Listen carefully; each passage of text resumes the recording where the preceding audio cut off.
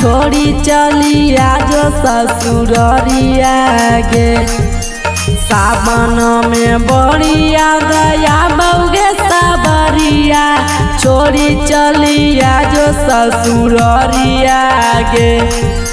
दोनों मिलके बाबा पजलवा चढ़ाइबै छोड़ी चली आज ससुररिया गे। दोनों मिलके बाबा पजलवा चढ़ाइबै छोड़ी चली आज ससुररिया गे।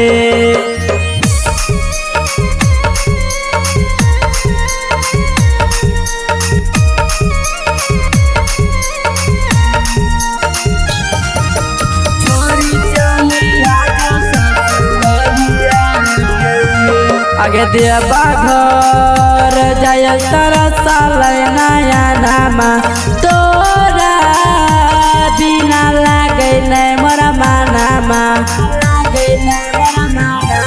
आगे देवा घर जाय तरसल नया नामा तोरा बिना लागे नहीं मोरा मानामा। जब जब बऊ जानू पछिया बयरिया दिलवा में उठल लहरिया गे।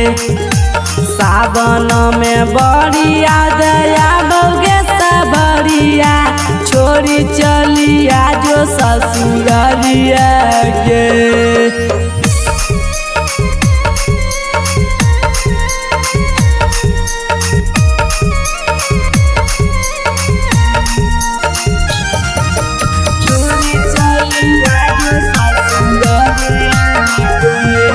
आगे खइलो पराधा सना हो खाना मा रोजे समाझाबो नंदना मा।